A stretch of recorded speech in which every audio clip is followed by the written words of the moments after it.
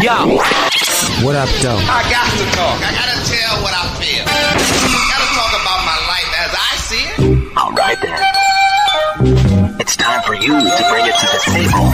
Turn up your radio wherever you at. We about to bring it. Street Beat. Yeah. With Tony B. For the next hour, Tony B will give you a chance to tackle local, national, and international issues that affect your community. Street Beat. Street Beat with Tony B.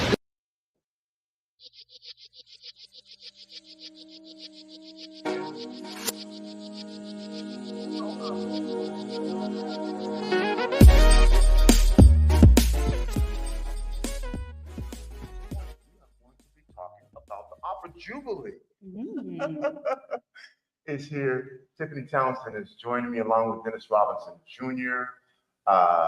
Jed, help me with that last name again. Chrysologo. Yeah. All right. Nailed it.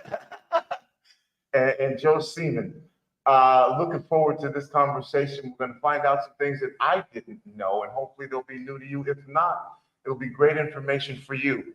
In the heart of Seattle, a musical revolution is brewing. The Rhapsody Project, known for its innovative approach to preserving and promoting roots music, has joined forces with the prestigious Seattle Opera in a partnership that promises to redefine the intersection of opera, education, and social justice. Now, that's interesting. At the center of this groundbreaking collaboration is Jubilee, a powerful new opera created and directed by renowned, and I want to say this name correct, is Tazewell Thompson. Set to premiere on October 12th at McCaw Hall, Jubilee tells the inspiring story of Fisk Jubilee singers, an ensemble that emerged from the ashes of the Civil War to change the course of musical history. Now, through a tapestry of over 40 African-American spirituals, including essential songs like Swing Low, Sweet Chariot, and Deep River, the opera celebrates the resilience and transformative power of Black American culture. We are talking, I want to get this started, first of all, by talking to you. Tiffany, how are you doing? I'm good. Now, see, if I don't know, I just ask. So in the opera, are you still an actress? Yes. Okay. So opera, it basically uses art, all kind of art, as one, just like a Broadway show, because Broadway comes from opera, but you're still considered an actress, so still play a character. And you play a character, and I'm going to get back to you a little bit later here. Yeah. So I want to ask you a whole bunch of interesting stuff about you. And Dennis, this might be you, or it might be Tiffany. I'm deferring to you here, Dennis. The Seattle Opera. Some folks may not know about the Seattle Opera. Can you share a little history? Actually, a lot of history. Yeah, do you know what the difference between opera and like musical theater is? Well, there's only one difference. Let's tell. It's not amplified, so that's the only difference. Opera has always, Mozart wrote, there was dialogue in his operas. So people always think that it's sung through. That's not necessarily true. Hamilton sung through, right? But the only difference is that in opera, we don't use amplification. So we have the full Seattle Symphony in the pit, and our singers sing in the 2,800 seat McCaw Hall without amplification. And just project. Project. Wow. They use their athletes in their own, just like ballet dancers or all the Olympians we just watched. They study for years and years to be able to project in houses with thousands of folks. Wow. I did not know that. Tell us a little bit more about what was it, 1963? Is that? Yeah, 61 years ago soon. 61 years we were founded, and we had a history of doing really innovative things in the opera industry. We were the first company in the United States to perform the full ring cycle, and every summer. We no longer do that, but we are leaders in new works. Last year we performed the new work, well, not so new, but the work written in 1980s, X, The Life and Times of Malcolm X. I saw that. Yeah, we've also produced Blue, which was written by Tazewell Thompson, the same gentleman that created this piece, Jubilee. And so we're leaders in our industry and community engagement. Opera. I forget what I was going to say next. So Talking about opera, anything and everything that you want to share with our audience right now about Seattle Opera. yeah, I think Kind of where we were at. we're always working on ways to bring in new folks. So if you're looking for discounts or ways to go see the opera, you can always go to seattleopera.org/ways to save.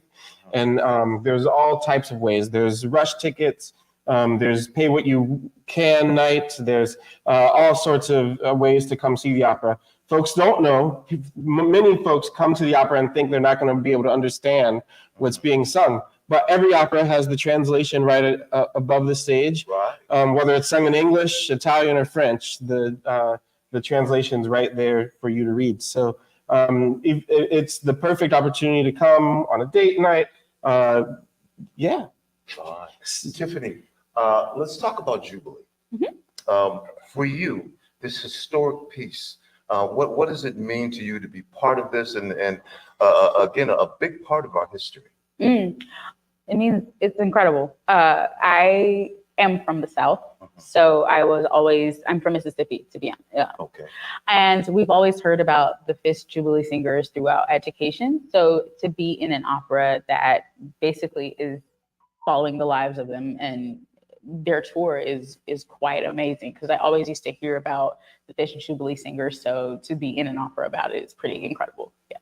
Now, I'm not going to directly integrate politics into this, but I kind of am going to do that, because this was a period after Reconstruction that this took place. That's right. And a lot of people are finding some similarities in what happened in Reconstruction and what's happening now. We won't get too much into that. But at this particular time, the Fisk Jubilee singers, what was ultimately the role that they played? What was the goal?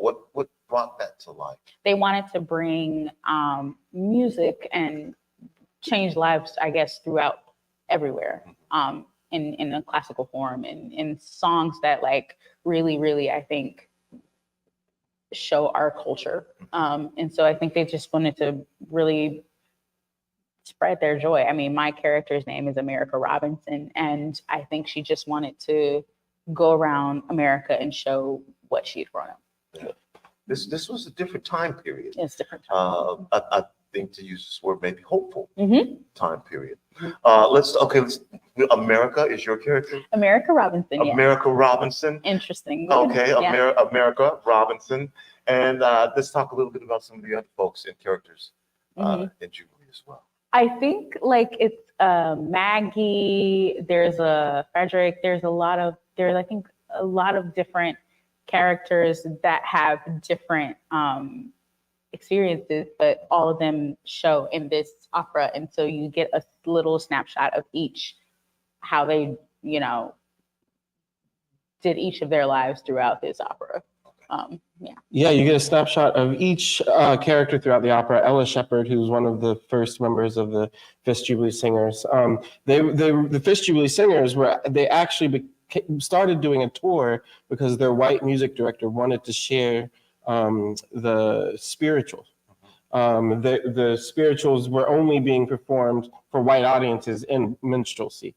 And so the Fisk Jubilee Singers, as they went on tour throughout the United States and Europe, really were the first time that people were seeing Black people perform this music.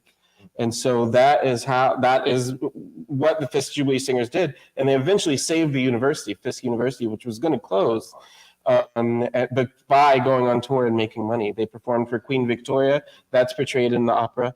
They performed for U.S. presidents. They performed, you name it, they likely performed there. There was even moments when they were here in Seattle performing. So really, a little later in the 1890s, 1900s, but they came through Seattle a few times, and we'll have a blog post up about their times in Seattle soon. Okay, man, if they'd have just come a little bit later, they probably would have performed here in the Columbia City. Probably. We're talking about Jubilee, October 12th. Through the 26th. That's right. Do a little shameless self-promotion here. October 12th through the 26th. And how can you get tickets? Yeah, seattleopera.org/Jubilee. We'll take you right to the page with all the information about this show. We also are performing right down some of the cast members are performing right down the street here at the Black and Tan Hall this coming Thursday. So you can find information on that page there as well. And that's a free event. So if anybody wants to come hear some of the spirituals with our partners, Fifth Avenue Theater, we'd love to see you there. And this is what I call a segue, a smooth entrance into this thing that you heard me say at the beginning of the top of the show, the Rhapsody Project. Enter Jed and Joe. The Rhapsody Project. Let's talk about the Rhapsody Project. What is it? As if I was from Mars and had no clue what this project is. Well, the Rhapsody Project is primarily a community. It's also a nonprofit organization, but our mission is in South Seattle. We started in South Seattle, that like right down here across the street from Black and Tan Hall at the Hillman City Collaboratory was one of our first that was our community center where we did a lot of our programs. And so our mission is to celebrate heritage and build community through music. So we're always highlighting the centrality of Black American musical contributions to the development of American culture as a whole, because we think that, we're trying to give everybody the tools to understand the layers of their heritage, because we think it's really important for people to understand that while a lot of us get pigeonholed by our ethnicity or some other identity marker, we have everybody is composed of these layers. And if we're going to be in touch with ourselves and know our own selves and bond in community where we can all see each other clearly, we got to know our own history, our own heritage. So that's not just your genetic heritage. It's also the communities you're drawn to, the communities that raise you, your neurodiversity, acknowledging the effects of forced acculturation. All those things are part of understanding your heritage. So really what we're doing is we're playing music and teaching people to play music, but that's almost like, that's ostensibly what we're doing, but we're giving you the tools at the same time to do that heritage work and go deeper. And so knowing about stories like the Fifth Jubilee Singers is foundational to that. If you want to understand your identity as American, you've got to contemplate and learn the true history of the country. And you got to understand that our culture as a whole was in an outsized way created by Black America. That's what American culture is at its heart, I think. It's the intertwining of the spirituals and blues music that kind of created the American identity. And I know our blues diva, Lady A, is involved in this. And Jed, I'm trying to bring you in because this is also going to be or is in schools, right? Yeah. We're in several public and private schools, and we work with community centers subsidizing their music programs. And we have programming going on right now, or starting in October again at our new home, King Street Station, second floor at the train station. We're right there with a bunch of other minority arts organizations giving, pay what you can programming to kids. Mm-hmm. But yeah, we're in the schools. We're gearing up for this school year to start up again, and we're lucky enough to have Lady A as one of our mentors and teaching artists going into these schools and talking to these kids. And all of you can chime in on this. Joe, you said something here that I think is really important. American music. There was music before hip hop. Nothing against hip hop, but let's talk about some of the we obviously we want to talk about Jubilee and the Jubilee Singers, but the music that you're trying to, let's say, educate folks on, and for me these musical stylings are intrinsically intermingled because they're all American history. Well, let's talk about some of the musical stylings that you're thinking of, that we're talking about here, that folks may not know as traditional Black or traditional Black American or American, whatever you want to call it, music genres. Yeah. I mean, I'll start with, so Dennis has already named minstrelsy, right? Which started in the 1840s. And that is, it started out white folks blacking their faces, imitating Black folks, doing songs that they claimed sometimes maybe were from Black communities, maybe were not. There was not a lot of like ethnographic research being done on Black. There was no fact checking at that time. There's no folklorists going down, going down south to document what was going on. So that was happening, but really what was already happening was Black folks were making music in a variety of contexts, and they were hearing European music and a range of other music. So American music is a synthesis, right? You have Irish fiddle tunes, or English and Irish, British fiddle tunes. That's influencing what people are doing in society, in communities. And so you have this, we call it the melting pot. We like, perhaps you like to frame it more as a gumbo, the melting pot. Melting pot, you throw everything in, it melts, it all looks white. Gumbo, you got all these different textures, flavors that influence each other and make this really rich mix. So that's what American music is at its inception. It's like, wow, there's tragic parts of it like minstrelsy that happen. Then you also have people playing string band music and dancing to it. And you have people doing European dances, and Black folks seeing folks doing these European dances and thinking they're kind of funny, and then like incorporating elements of it into their circle dances that are coming from places like the Congo. So it's a really complex question. It's hard to acknowledge all of those sources. But again, like you got indigenous folks and Black folks mixing together and doing a whole lot to kind of like produce the stuff that becomes American. Like you got the who was the composer that did the American Symphony? Came over, Dvorak comes over. He does the symphony, right? And when he's teaching, all these young white composers are like, we're trying to make like the American music. What does it sound like? We're not just imitating Europe. It's like, well, listen to what the Black people are singing. That is your music. That is your material. That's what the sound of America is. Yeah, I mean, and I think it's important to acknowledge that all these spirituals came from enslaved people, and this music was created from the music they were hearing, inspired from the music they were hearing, but created to get through their workday and to communicate. I mean, Harriet Tubman was using these songs to tell people what to do and where to go. So I think you're exactly right that inspiration created this whole genre of music, and every genre of music that came after came from this bass line. So Tiffany, tell me about your musical background. You're starring as we're talking this, about and for you, was this something that did you hear at home or no? So interestingly enough, I did and I didn't. I started off as a classical pianist. So I started taking classical piano at 7. But for classical pianist. Yeah, my mom, it's interesting.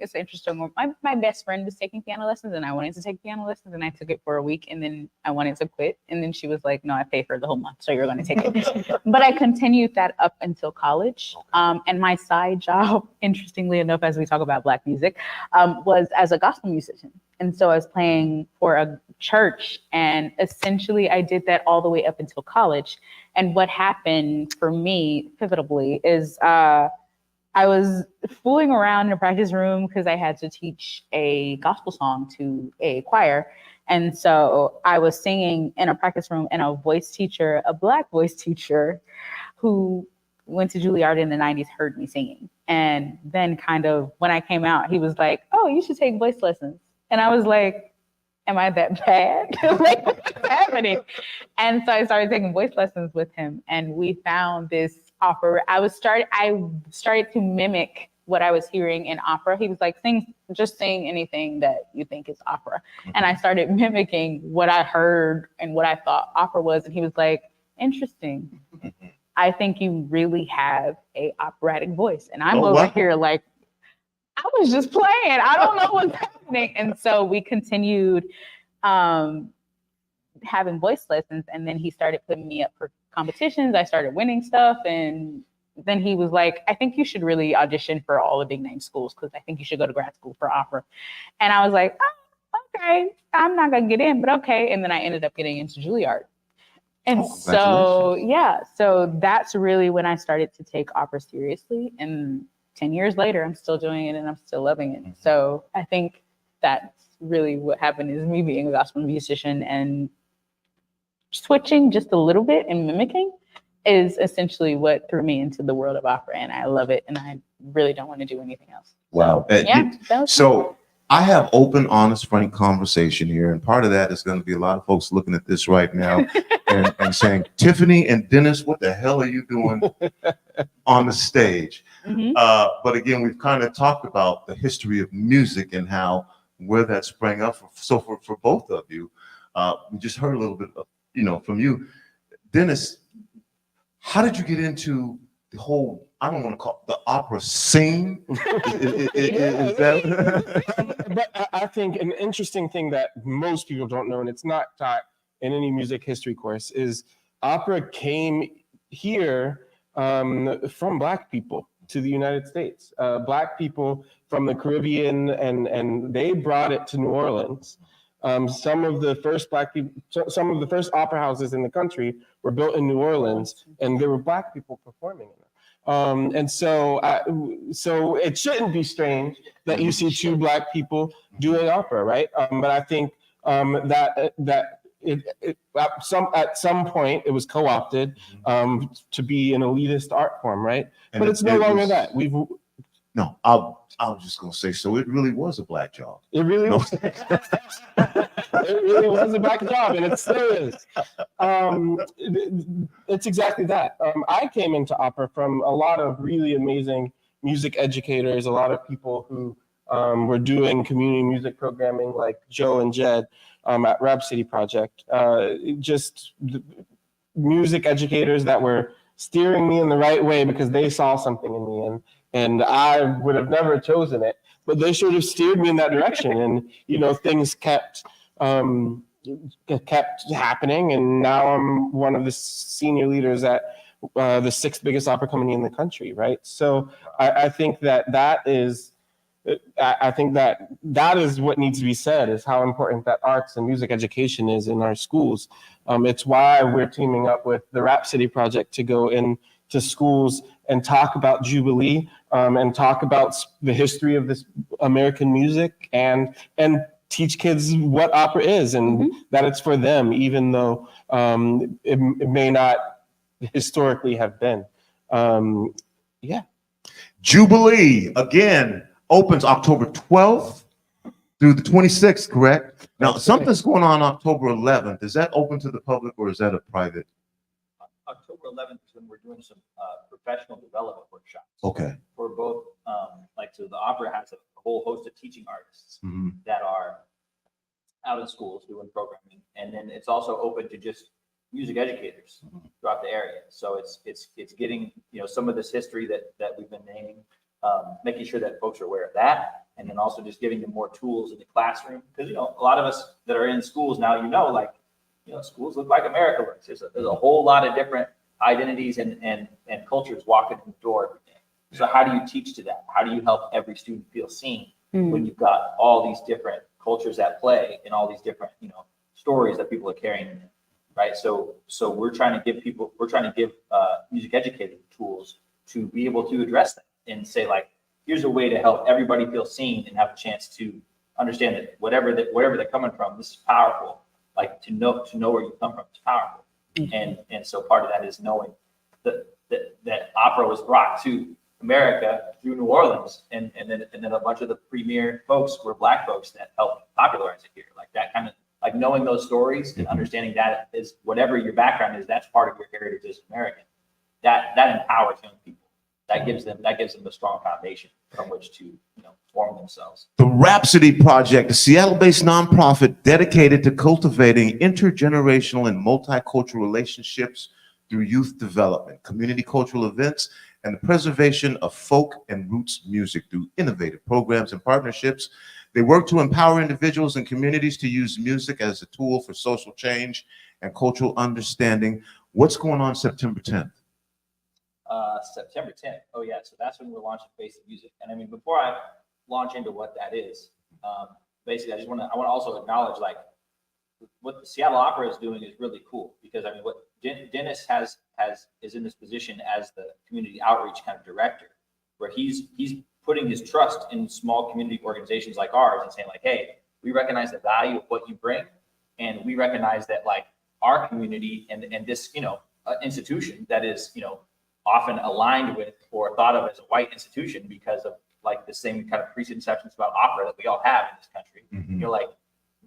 Like that needs to be here too. That's also a part of this. So when Dennis got in touch with Rhapsody, he was like, no, I don't want to just like have you all come and play some music in the lobby at the performance, which you should also do. But, like, tell me about the other things that you do. And we're like, well, Dennis, we do professional development workshops. We do programs in schools. And we have this program called Face the Music, where we basically educate people about the evolution. And actually, the funny thing is, was already the Fifth Jubilee Singers was part of this curriculum. It's an 8-week course. And it's actually how I met Jed. It's like, it was something that started in the pandemic, where I was trying to take these lessons that I got from my co-founder, Ben Hunter, who we were doing the Rhapsody Project together for about the first 5 or 7 years of its, since it started here in South Seattle in like 2013, right? And so I learned a lot of lessons traveling with Ben. Ben's a black fiddle player, and we're playing, American roots music and acknowledging the origins of that. And so I was like playing a lot of like black origins music in black spaces as a white guy. And I was like, dang, there's so many lessons from doing this that I want to pass on. And so I created this Face the Music curriculum to be like, well, here's 8 lessons. We'll start with minstrelsy. We'll talk about spirituals. We'll go all the way to hip hop and talk about what are the lessons that Black American popular music contains for understanding how racism functions in the country.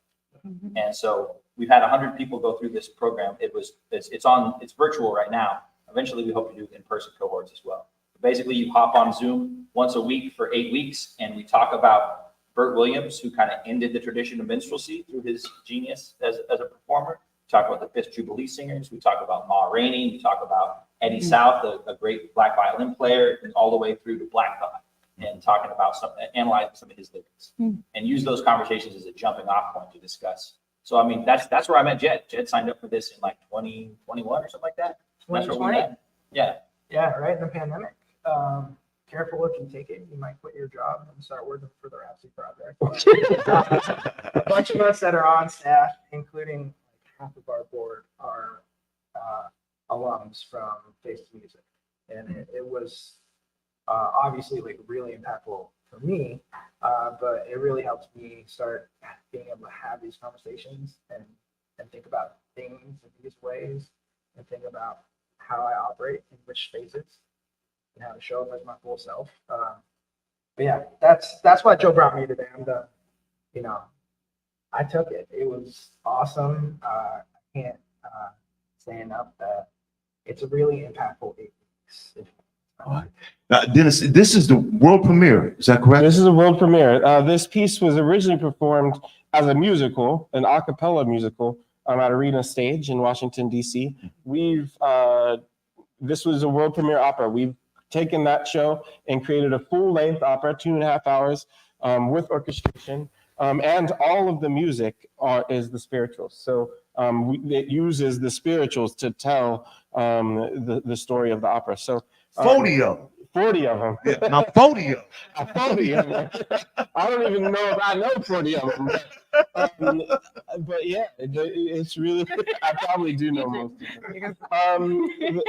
Yeah, so it's a world premiere. So it's the first time being done. Hopefully people take it and do it. I know some of our colleagues from across the country are coming to see it. But we hope to have everybody come and enjoy this premiere with us. Jubilee, a powerful new opera created and directed by the renowned Townsend, again, premiering October 12th. And Jubilee tells the inspiring story of the Fisk Jubilee Singers, an ensemble that emerged from the ashes of the Civil War to change the course of musical history. 40. And African-American spirituals, including songs like Swing Low. I'm not going to sing that, but you recognize it as soon as you hear that Sweet Chariot, Deep River. This is really going to be exciting. We're almost out of time here. We did get a lot of information, but I want to give each of you an opportunity for final words before I hit the shameless self-promotion button again. Joe, we're going to start with you over here. Anything that you'd just like to say about anything that we've talked about today that you want to share with our audience? Just that the way this opera is being put out there, there's a way, in addition to going to the opera, there's a way for anybody to plug in, right? You can sign up for the Face the Music cohort that launches next week. We'll meet Tuesdays, I believe at 6:30 p.m. So, you can sign up for that right now. And we've already got like 20 signups, which is super exciting. And then we've also got Lady A and Breyer, two of the leading teaching artists of our organization, are building a curriculum alongside the opera, and going into a bunch of Highline schools and a bunch of South End schools to present this story and introduce young people to the spirituals to get them ready to go witness it in person. So really there's something for any age of person. So even if you can't sign up for Face the Music, maybe you'd like to bring this program into your child's school. So you should get in touch with either the opera or with the Rhapsody Project and let us know that you'd like to get involved. We'd love to spread this as far as we can. It's a slight change of stuff, but how you gonna come to the historic Columbia City Theater and not bring your axe with you? Anyway. I won't make that mistake again, Tom. Jed. Sign up for Face the Music. I can't say that enough. But if I could make a plug for Seattle Opera, I think that a lot of us think of a financial barrier to go into the opera as our main reason. I love the opera. I think it's so great that there are so many options to be able to go see the opera. Feel like you can't fish out for what the full price tickets are. So there's really no reasons not to go see Jubilee when it comes out. Dennis. I just want to talk about how great of a partnership we have with the Rhapsody Project and how easy it's been to work with them. The work that they're doing is amazing. You can see their students perform in the lobby before the October 20th performance of Jubilee. And I think our community partnerships like this are what makes opera. Opera is an art form that uses every type of art you can think of. And that tapestry is what creates the entire art form. And so collaborations like this are essential. And thank you for having us. Yeah. And Tiffany. Come see Jubilee. I'm in it, and I'm awesome. No, I'm kidding. But seriously, come see Jubilee. 40 spirituals. I'm pretty sure you know most of them, if not all of them. And honestly, even if you don't think you know them, you probably know them. And especially if you've been into choirs or anything, or heard choirs, or heard something down the street and you think you know spirituals, you'll probably know these songs. And can I just say, Tony, also what people like Tiffany can do, like you can't understand what the human voice is capable of until you see opera. It is unbelievable for anybody who's tried to sing to see what an opera singer can sing over a full orchestra, project and be heard. Over 60 players. Over 60. Sometimes more. Yeah, it's unreal. So just for the physical feat of it, folks just should come and witness the opera. Go to the opera. I went to see Malcolm, and I did not know that they weren't mic'd. I didn't know that was just all projection in what is obviously an incredible room for sound. And then Dennis, I'm getting in your Kool-Aid a little bit because you and I have to ensure that Rainier Avenue Radio is much more involved and with the Opera House Absolutely. and sharing this information with our listeners. I'm taking that upon myself. We're gonna do a better job of that so that this isn't the last time that this happens in this relationship. We'd love it. All right. You've been listening to Street Beat. It's me, your host, Tony B. One more again, October 12th through the 26th, Jubilee at the Seattle Opera House. Tiffany will be acting and singing. So you'll get to see Tiffany on stage. We talked a little bit about the Rhapsody Project, which was birthed here in our South Seattle community. You need to bring your axe back with you, Joe. And just really enjoyed this opportunity. October 12th through the 26th. If you want to get tickets in advance, Dennis, how can they do that? SeattleOpera.org/Jubilee. SeattleOpera.org/Jubilee. Get your tickets. This is really going to be 40 different spirituals that are going to be performed. And I guess you had to. Next time she'll have to sing. I was going to say, I'm not going to put you on the spot now, but I'm thinking myself. Oh, no, go ahead. Are you want me to sing a spiritual? Okay. Well, yes, of course. I want you to. Should I? I'll choose because I sing spirituals all the time. So like I said, it's nothing. But one of the spirituals that I think a lot of people know, and you should know if you're by Seattle because you have a lot of rivers, is Deep River. So Deep river, my home is over Jordan. Deep river, Lord, I want to cross over into campground. That's a little bit. All right, Tiffany. Hey, that's it. That's all the time that I have. Again, October 12th through the 26th. Go check out Jubilee. You'll be hearing more from the Rhapsody Project as well. It's me, Tony B, your host of Street Beats, saying, remember, whether you believe you can or whether you believe you cannot, you are probably